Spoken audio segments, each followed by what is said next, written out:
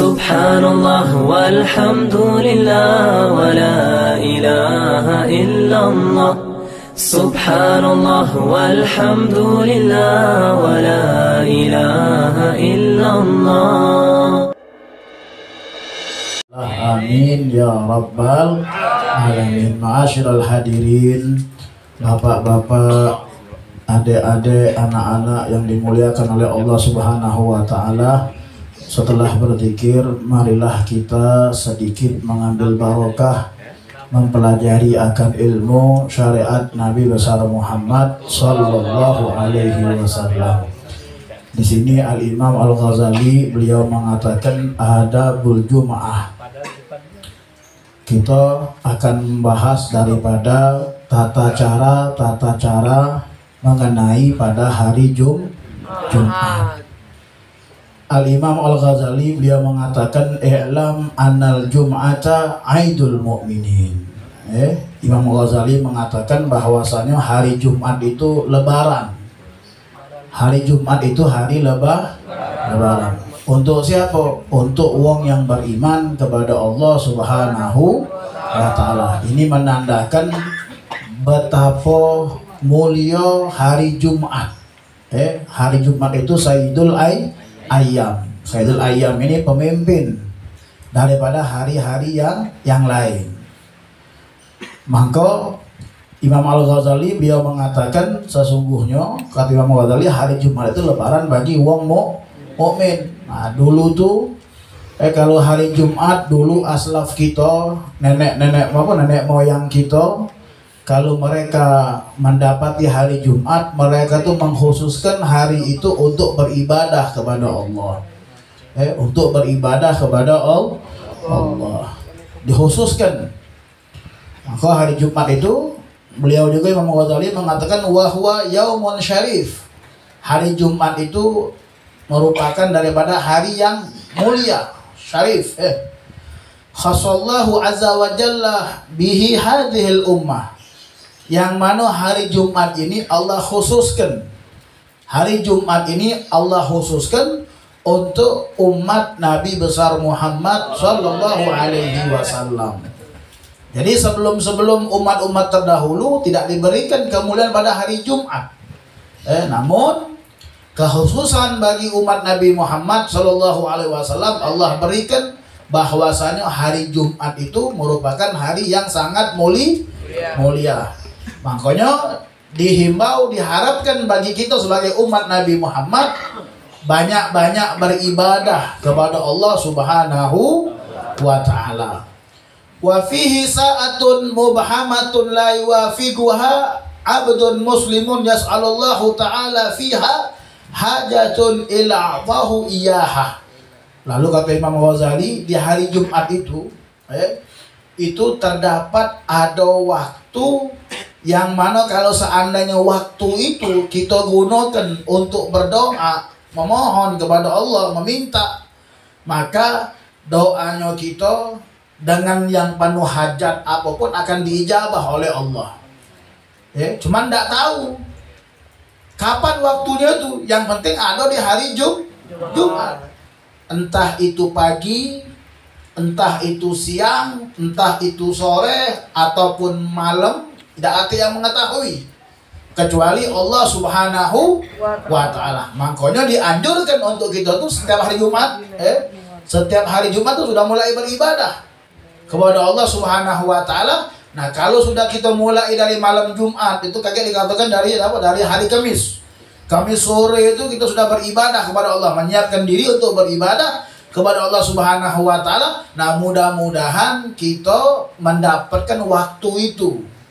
Makanya kalau malam Jumat itu selalu oleh para aslaf kita, para ulama, para aulia-aulianya Allah itu digunakan untuk betul-betul berzikir kepada Allah Subhanahu wa taala di malam Jumat tuh. Jadi mereka yang tadinya kebiasaannya apa mungkin dilupakan, khusus untuk berzikir kepada Allah Subhanahu wa taala. Nah, malam Jumat ini juga paling afdalnya zikir itu apa? Bersolawat kepada Nabi Muhammad sallallahu alaihi wasallam. Jadi kalau malam Jumat Itu biasanya wiridnya itu zikirnya kalau malam Jumat itu apa? Mereka biasanya membaca surah Yasin, ya. Habis itu mereka mungkin baca surah Kahfi, atau mungkin tadi dibacakan mungkin apa dengan Rotibul Haddad. Ada lagi mungkin dengan tahlilnya. Tapi sekarang kan udah banyak hilang, tidak terdengar lagi ya. Kalau dulu itu kita masih kecil-kecil dulu itu habis maghrib itu terdengar suara-suara wong ngaji. Kalau sekarang tidak katik terdengar lagi suara-suara wong baca Quran. Jangankan malam Jumat, setiap malam dulu tuh kita mendengarkan masih. Ada di rumah-rumah tuh kadang-kadang ada wong ngaji ya. Seidak-idaknya kita mendengarkan ada wong yang baca rotib, zikir. Itu habis maghrib. Karena habis maghrib itu doa yang diistijabah oleh Allah Subhanahu wa taala, bainal isya'ain. Maka dalam kitab itu dikatakan bainal maghribain au bainal isya'ain, antara waktu maghrib dengan isya. Maghrib dengan isya itu ada juga waktu yang diijabah oleh Allah Subhanahu wa taala. Makanya digunakan oleh para ulama, oleh para sahabat Nabi Muhammad SAW, itu digunakan untuk berzikir kepada Allah Subhanahu wa taala. Makanya kalau wong dulu itu daripada aslaf kita yang betul-betul beribadah kepada Allah Subhanahu wa taala, mereka itu kalau sudah masuk maghrib itu urusan dunia sudah lepas. Tidak kata lagi urusan dunia. Mulai mungkin, makanya kita sering dengar kalau dulu tuh mereka nyari duit itu tuh santai. Karena sesuai dengan hadisnya Nabi Muhammad. Apa bunyi hadisnya Nabi Muhammad? Nabi Muhammad mengatakan, "I'mal lid-dunya ka'annaka ta'ishu abada." Kata Nabi Muhammad SAW, di waktu kita nyari urusan dunia, nyari ini bab-bab duit, kata Nabi Muhammad, di waktu kita nyari dunia tuh, kita tuh seakan-akan hidup selamanya. Seakan-akan hidup selama. Cuman jangan ada kadang-kadang wong yang baca hadis ini dia salah kaprah. Sehingga dia ngomong apa? Wah, hidup dia masih lama, nyari banyak-banyak berarti duit. Nah, itu salah. Bergebuk dia, mulai keluar daya. Kak Pepet tersinggung kayak gini. Kak Pepet kan babnya bab sebelum subuh, masya Allah karena memang jam-jamnya itu. Kalau Kak Pepet beliau masya Allah tahu gitu. Kadang-kadang ada uang ini apa? Yang dia tuh kadang-kadang keluar, belum saat subuh sudah mentu, lagi duit. Maaf kadang-kadang balik itu subuh lagi. Ada yang macam itu. Ada, anaknya kadang-kadang balik ke rumah itu lewat di pasar. Kadang-kadang balik dahulu lewat pasar tuh itu masih ada uang tengah dahulu jam 1, jam 2 masih berjualan.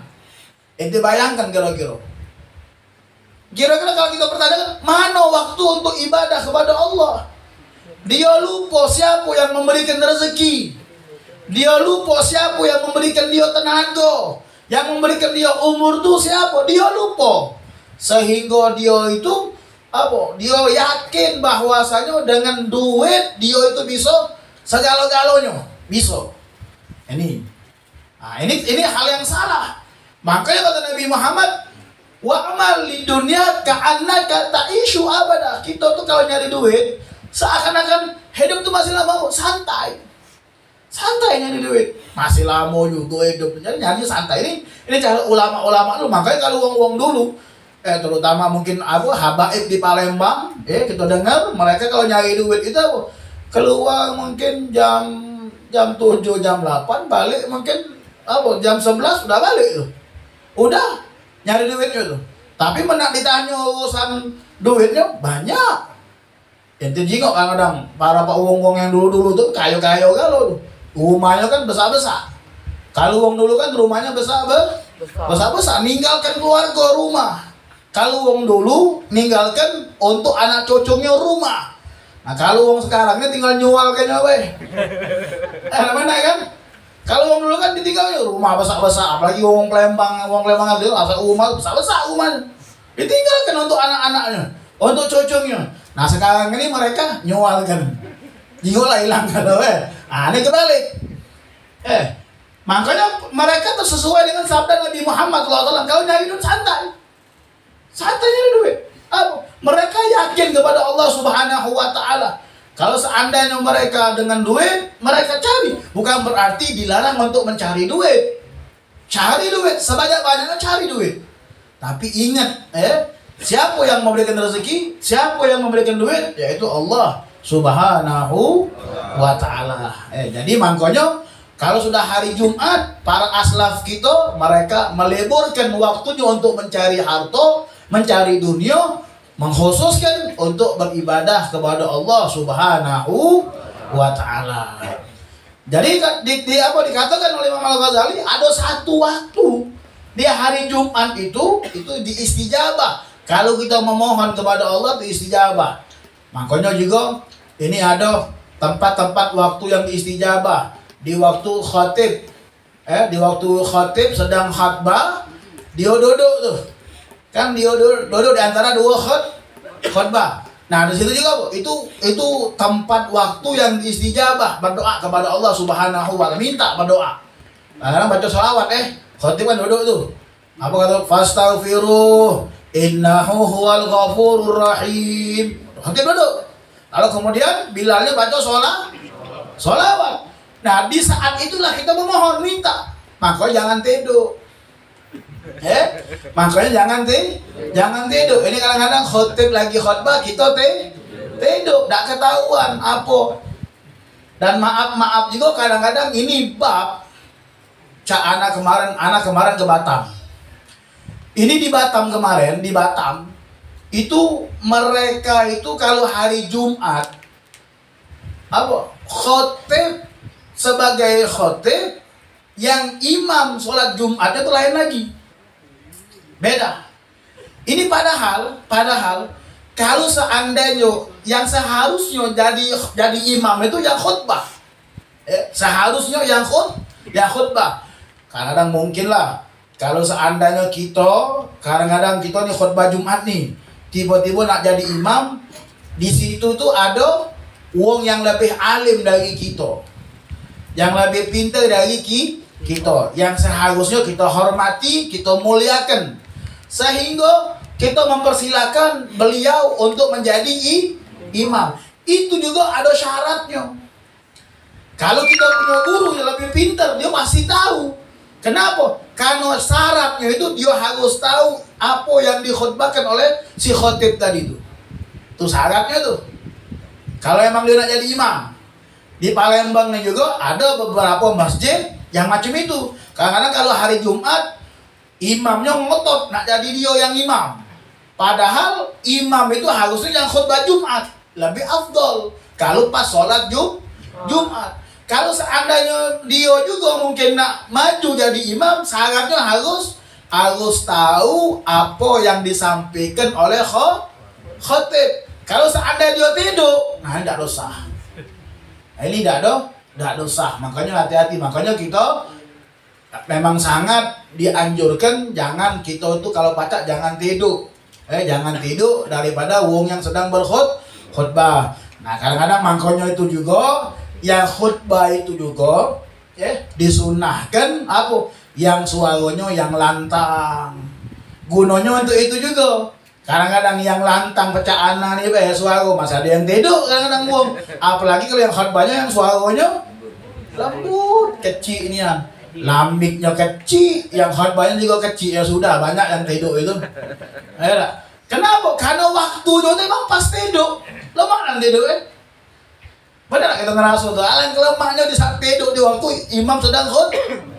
Nah itu emang iblis tuh emang tahu iblis tuh Iblis itu dia mengetahui tempat-tempat yang mana di situ dosa-dosa itu akan diampuni oleh Allah.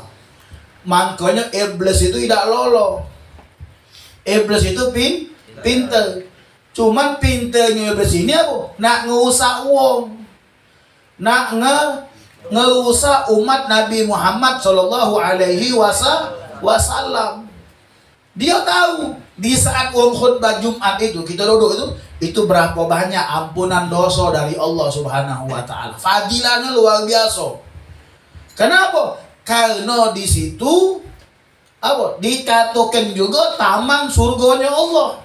Yang dibahas masalah ilmu. Yang dibahas masalah ilmu. Kalau yang dibahas masalah ilmu di tempat itu, pasti para malaikat tuh kumpul. Pasti Allah Subhanahu wa Ta'ala itu akan mengampuni dosa-dosa wong yang duduk di majlis. Itu yang iblis tahu. Makanya dibuatlah kita ini ngantuk. Dibuatlah kita ini jenuh sama iblis, sumpah.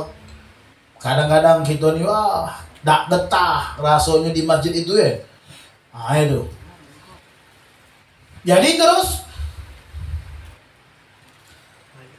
Al-Imam Al-Ghazali dia mengatakan fasta'iddalahuma min yaumil khamis. Fasta'iddalaha min yaumil khamis. Nah, kita siapkan untuk Jumat itu hari Kamis sudah mulai itu. Siapkan. Apa dia kebutuhan kita untuk hari Jumat? Siapkan. Seperti contoh, bitanzibil thiyab. Kita harus bersihkan baju kita. Baju untuk hari Jumat. Karena besok lebaran. Karena besok lebaran. Pecah kita nah Idul Fitri. Sibuk tak kita nyari baju? Sibuk. Baju baru kan? Malam lebaran itu inti perhatikan uang yang jual koko, begitu panen.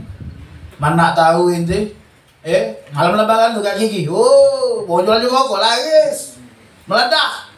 Karena uang butuh baju baru untuk hari lebaran. Ya sebenarnya sih tidak harus nak pakai baju baru nih ya. Makanya kata ada ulama mengatakan Yaumul Id laisa bi thiyabil jadid. Lakin al-id al-imanu yazid. Dikatakan yang namanya hari lebaran itu bukan pakai baju yang baru.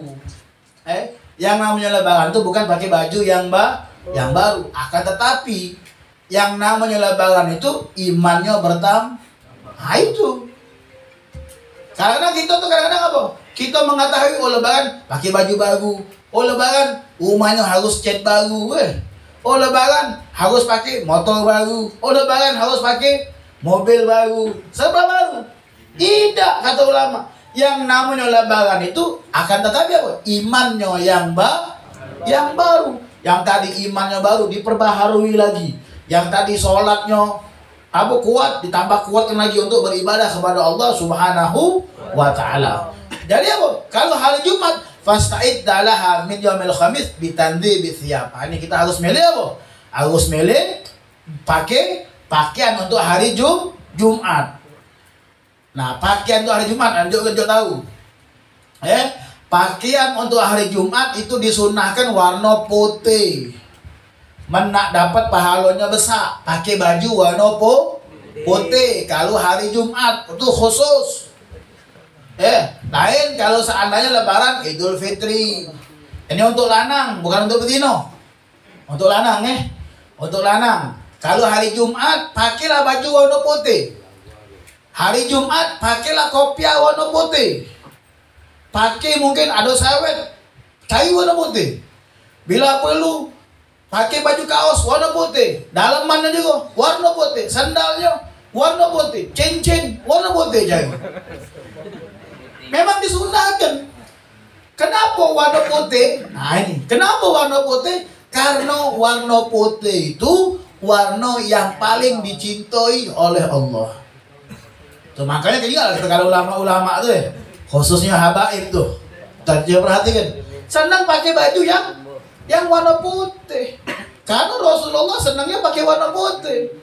Serbannya pakai warna putih mama. Kalau anak ini kan enggak tahu ini melok lah. Melok Abi Mahdi. Tapi kalau hari Jumat, itu khusus. Kalau hari Jumat warna putih. Selain Jumat, Idul Fitri, Idul Adha, yang warna-warna sunnah. Salcak gandona pakai warna biru. Idul Fitri sunnah. Idul Adha sunnah. Tapi kalau hari Jumat, pakailah yang warna putih. Sunnah Nabi Muhammad. Tapi kan jarang yang melakukannya. Jarang sudah yang lakukan. Kita ini melakukan sunnah di saat wong yang banyak wong yang nyio-nyio kan itu pahalanya besar dari Allah Subhanahu wa taala. Lakukanlah. Di saat rusaknya manusia kita melakukan sunnah Nabi Muhammad itu dapat pahala dari Allah sungguh luar biasa. Karena kita malu. Wong nak katik pakai warna putih, malu aku. Malu kan? Aku ni nak pakai baju warna putih, cuman belum haji. Apa kan harus haji dulu pakai warna putih?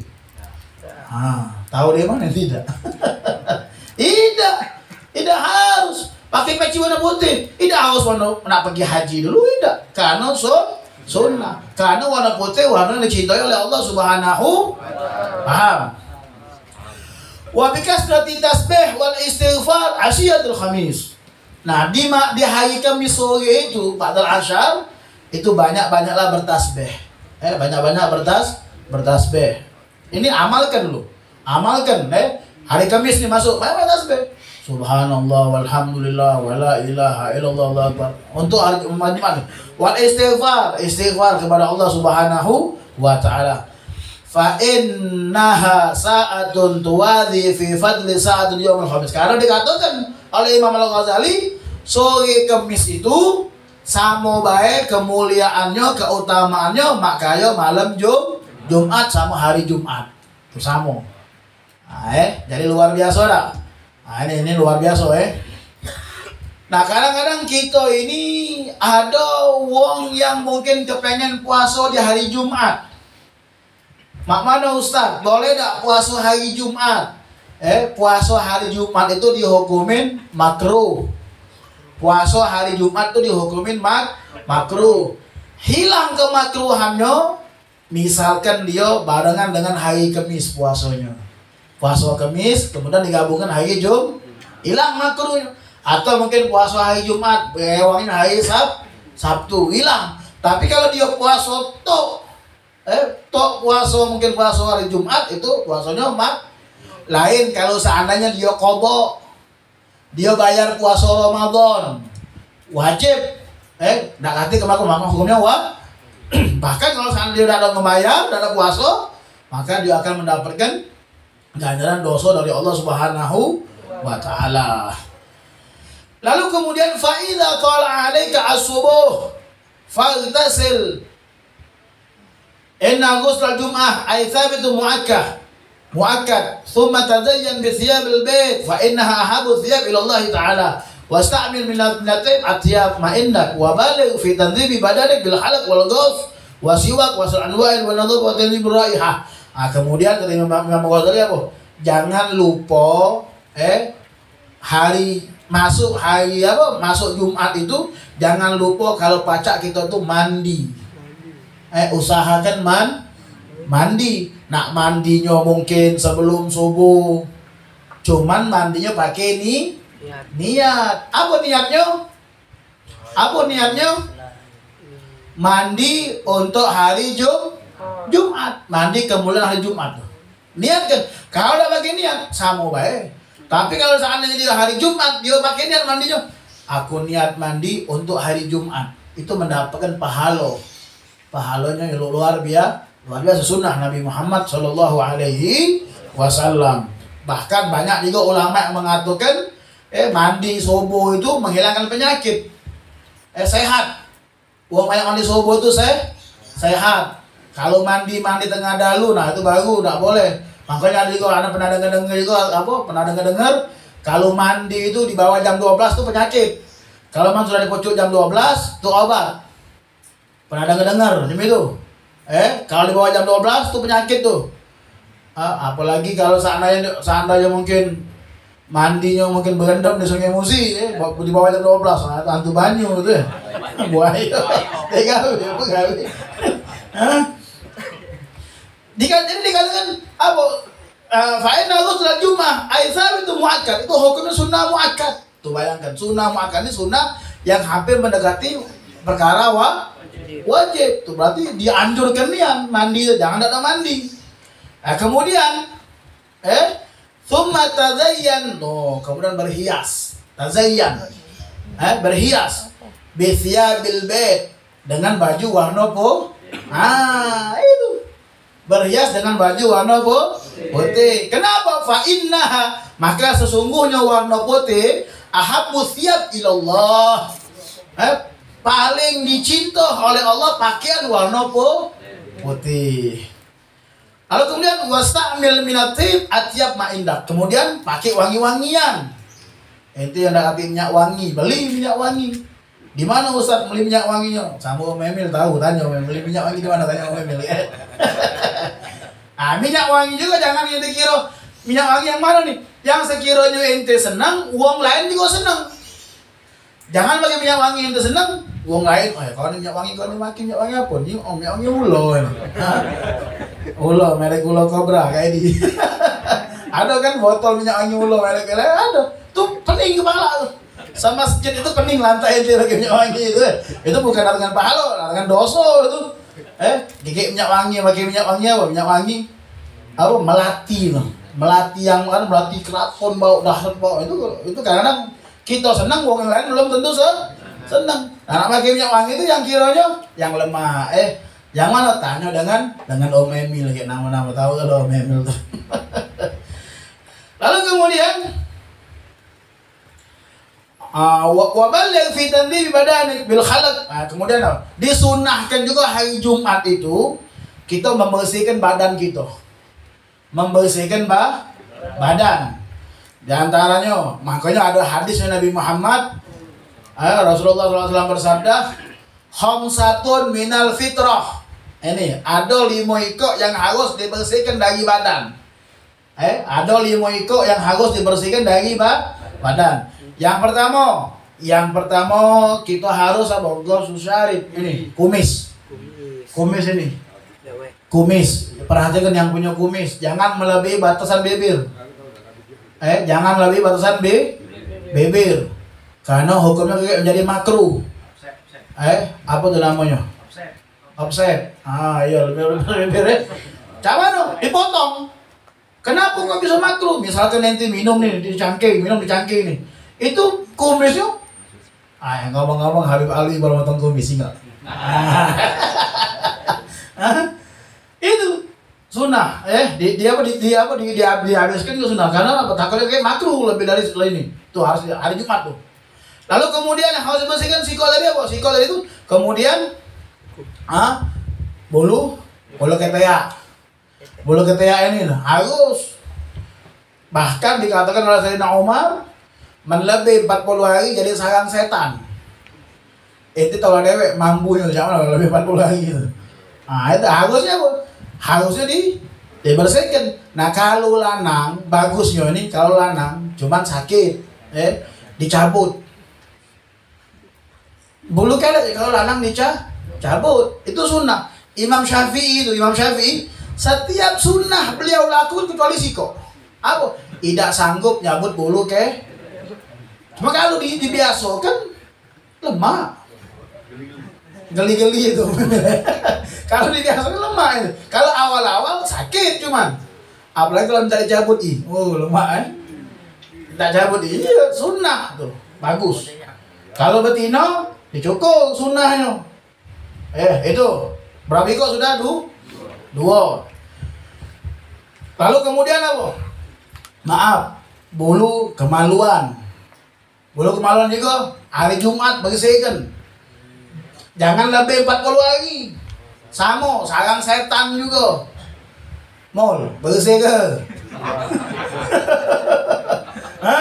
Seminggu sekali itu bersihkan. Jangan lebih 40 hari. Maka kadang-kadang kita ini kadang-kadang sungkan deh. Nak ke masjid sungkan, nak ke majlis taklim sungkan. Kenapa? Setan kalau bergantulan di situ. Makanya bersihkan, biar bersih ya. Paham? Berapa sudah? 3. Yang keempat, potong kuku. Yang keempat, potong kuku. Bagusnya hari Jumat. Hari Jumat bagus, hari Kamis bagus, Rebo juga bagus. Ada fadilahnya masing-masing. Yang tidak boleh Selasa, hari Sabtu, Ahad tidak boleh. Senin masih diperbolehkan. Tapi yang memang dianjurkan yang Kamis sama Jumat tadi. Itu rambut segala macam bersihkan, rambut potong Berapa sudah? 4. Yang kelima hitam. Sunat. Udah kecil. Sudah sunat belum? Sudah sunat. Sudah. Kalau belum sunat bisa disunat kan ya. Ada di sini tukang belakang. Badrun tukang sunat belakang. Itu tukang sunat belakang. Yang belum sunat itu. Itu kan sunat kan hukumnya apa? Hukumnya wajib bagi lanang, bagi betino sunnah muakkadah. Tapi sekarang ini kan bagi betino dilarang. Bagi betino dilarang. Kenapa? Karena betino itu, maaf, kalau betino tidak disunat, itu kaget syahwatnya itu luar biasa. Makanya cara betino ini dibandingkan lanang itu syahwatnya lebih tinggi. Perempuan dengan lelaki syahwatnya lebih tinggi lah perempuan. Cuman Allah njuk betino itu sifat malunya lebih tinggi dari syahwatnya. Sifat malunya seimbang. Jadi kalau seandainya kalau perempuan yang sifat malunya tidak kate lagi, kalau laki-laki dia syahwatnya lebih rendah, sifat malunya juga kadang-kadang lebih. Kalau perempuan sifat malunya syahwatnya tinggi, cuman sifat malunya jadi seimbang. Itu makanya perempuan tuh sunnah daripada harus dihitan. Nah terus singkatnya. Nah kemudian thumma bakir ilal jami' wasi' ilaiha al-hayna was-sakinah faqad qala sallallahu alaihi wasallam man raha ila al-jum'ah fi sa'atil ula fa ka'annama ghurbatul badana wa man raha fi sa'atil thaniyah fa ka'annama gharaba bagharah wa man raha fi sa'atil thalithah fa ka'annama gharaba kabshan wa man raha fi sa'atil rabi'ah fa ka'annama gharaba dajajah wa man raha fi sa'atil khamisah fa ka'annama gharaba baydah. Nah, di sini dianjurkan bagi kita sholat Jumat itu harus datangnya duluan pagi-pagi karena fadilahnya amat besar. Dengeri, Hadi mana Hadi? Dengeri deh. Kalau sholat Jumat itu harusnya pagi-pagi. Kalau kita ini sholat Jumat ini datangnya akhiran, balik duluan. Banyak kan uangnya kan? Nah, sholat Jumat itu nunggu nak kakak komat baru dia bagi Jumat. Baliknya duluan, terbalik. Haji plus. Nah, lebih yang abdul apa? Datangnya duluan, Jumat tuh datangnya duluan, baliknya juga kayak jangan duluan lagi.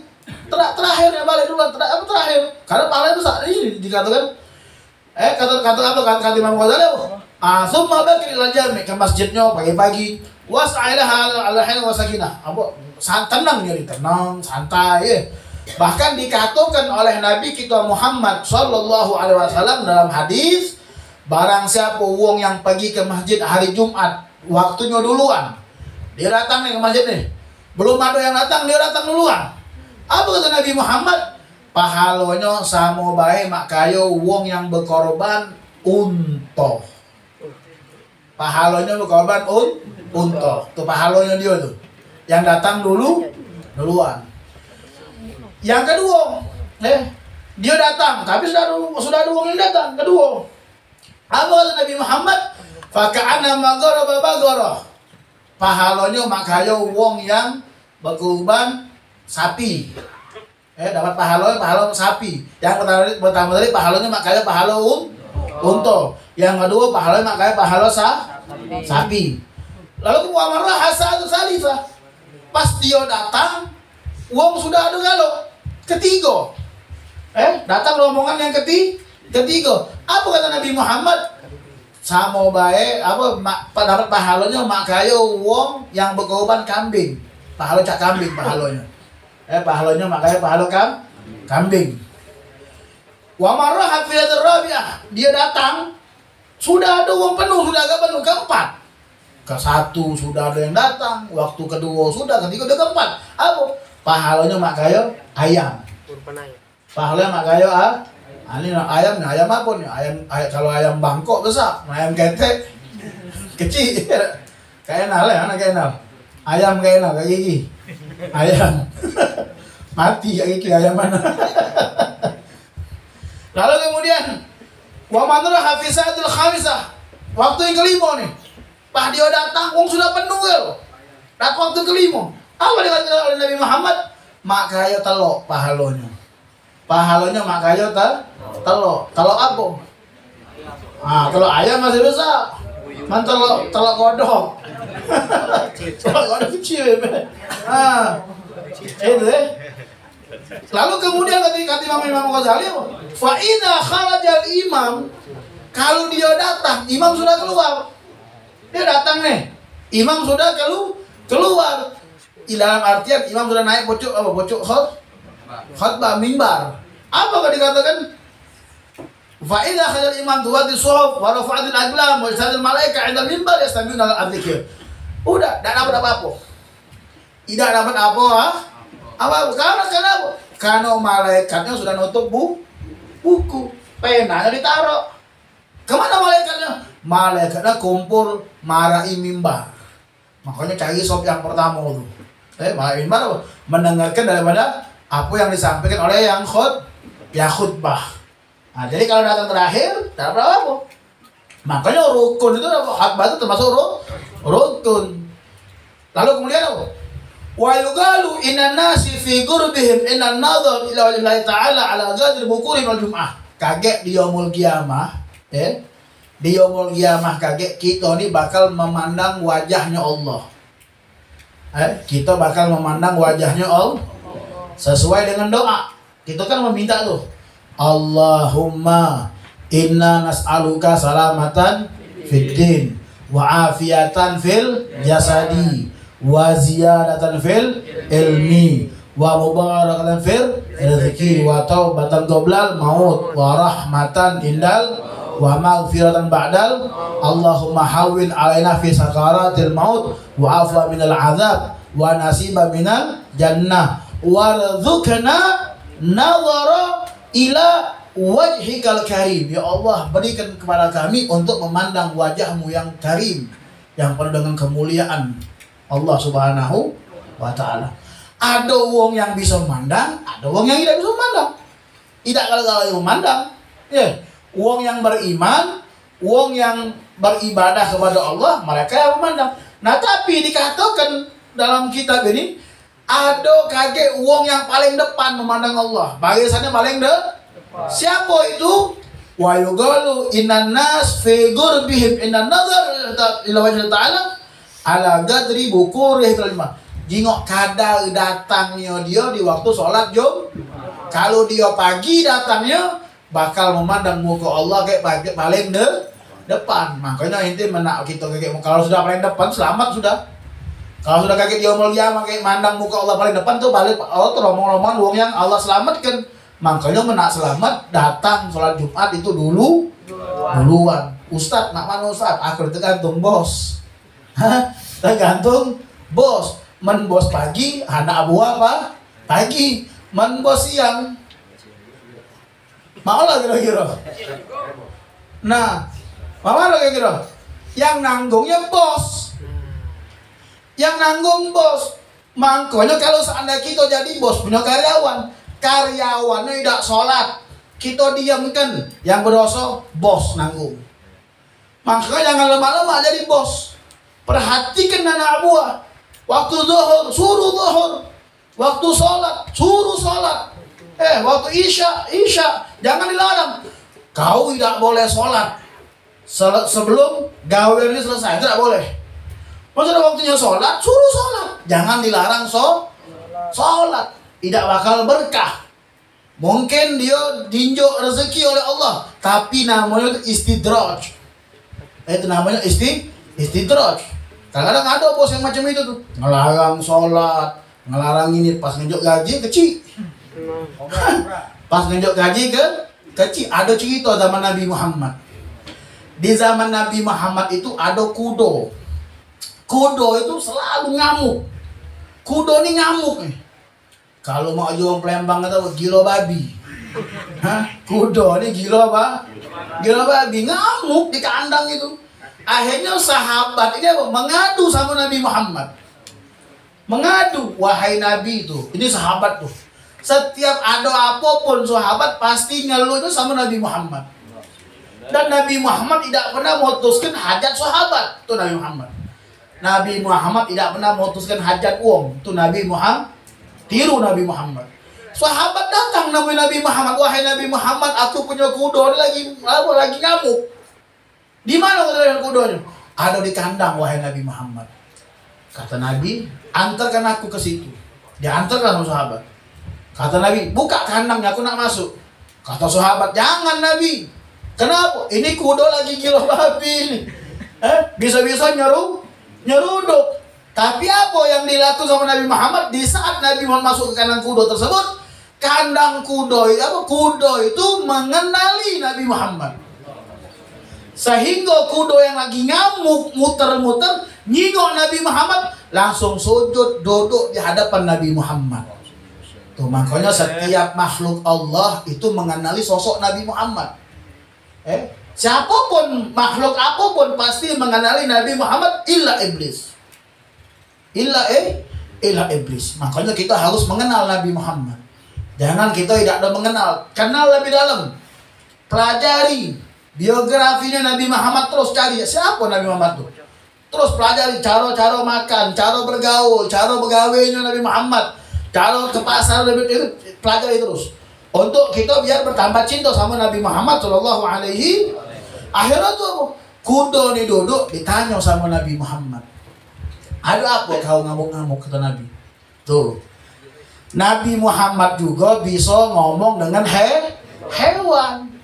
Nabi Allah Sulaiman bisa berbicara dengan semut.